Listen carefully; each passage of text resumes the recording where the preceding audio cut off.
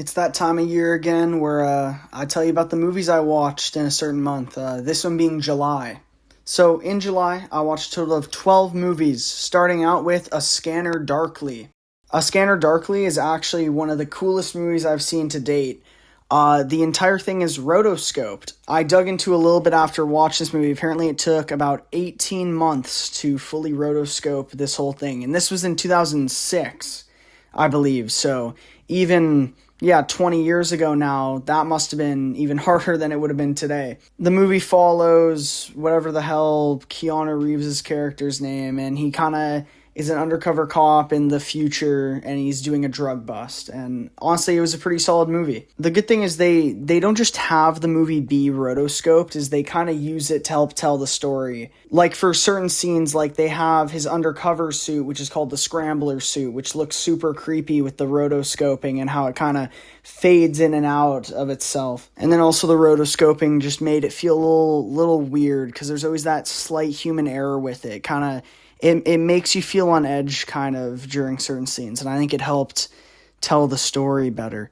Following up that, I watched The Minions and the Monsters in theaters, and honestly, it was better than I thought it was going to be. I've already made a review video on that one, and so if you want to know my thoughts, go watch that video. But it was pretty good. Better than Rise of Gru, which I thought was mediocre. And yeah, Minions are going back in the right direction. The third thing I watched was the Moana live action, which I hated. Weirdly enough, I hated it more than the other live action remakes I've seen from Disney. Maybe it's because Moana came out 10 years ago, so wasn't really time for a remake yet. Literally, they just did the same movie, but worse. The same thing, just they made it worse. After that, I watched Howl's Moving Castle, which I've been wanting to watch for a little bit. And honestly, it was good, but it's not that good. And it's not even that I hate, like, anime movies or anything. It's just, like, nothing really happens in the movie. It looks really pretty. Looks very nice. But there's like 30 things happening, and it's just like, I don't know what I'm following here. There's a whole war between like magic and like machinery in the movie. They talk about it, and then they leave it alone after that, and I don't know what happened with that. But pretty solid overall. Good soundtrack, good animation, and yeah, I liked it. Now, the biggest movie of the month. I watched The Odyssey. Wasn't for me. I'm in the lesser group of people here who didn't like it. But, no, yeah, I just didn't like it. Somehow, for being over 3 hours long, it felt rushed. Like, it was basically just a really long montage. There's not a single point where we can just be with Odysseus and his crew and actually care about them. They're just kind of like pawns. Like even the whole thing about the sun god's cows and stuff, how they can't eat them, and they were so hungry and ate them.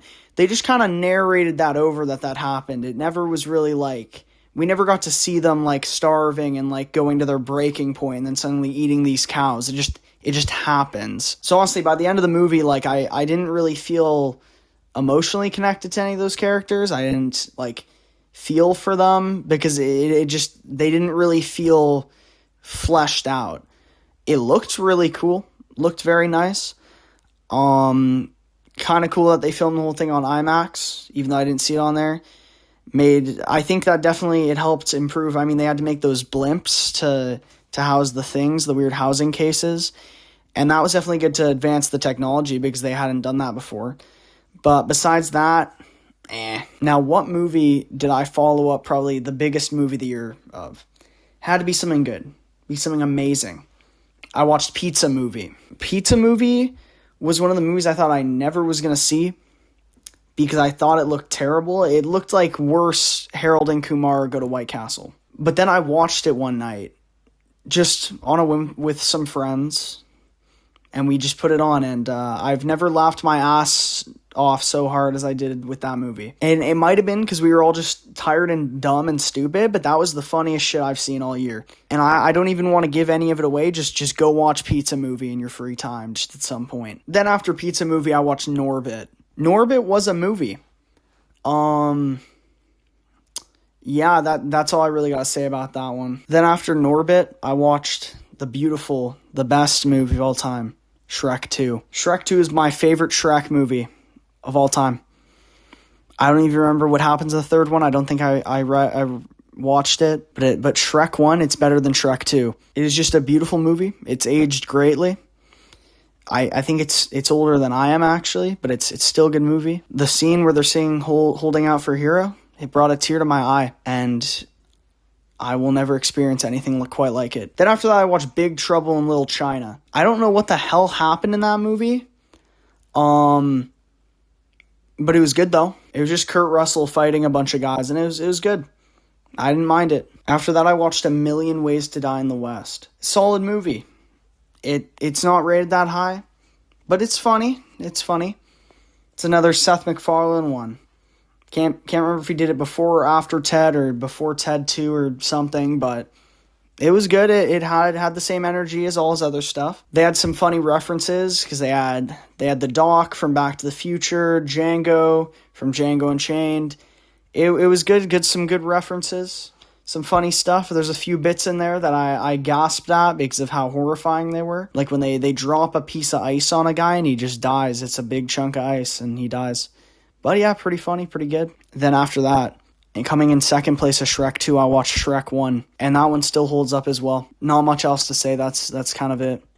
And then, to end off the month, I watched Dungeons & Dragons Honor Among Thieves. It's been a few years since I've watched this. I think I've only seen it maybe once or twice. And this is before I got big into Dungeons & Dragons. And when I went back and watched it, I caught a lot of small references. Not even that small. I probably shouldn't know this. But like the fact that they name drop Mordenkainen, and they name drop all the Red Wizard people and Zaz Tam. Stuff like that I completely missed. Or the portrait of Volo. I completely missed that the first time or second time or whatever. But it was kind of funny just seeing those back. I'm like, oh, I know that now. But yeah, it was, and it's a pretty solid movie. Honestly, it probably did bad just because everyone was kind of boycotting Wizards of the Coast at that point because of the licensing agreement thing. So we'll probably never get another movie like that. But hey, we got one. It was good. I enjoyed it. And that's all the movies I watched in July. Some of my reviews of these movies were shorter this time just because I watched a lot of them and I didn't want to drag out this video to like 20 minutes. So that's all you're going to get. I guess we'll see you next month.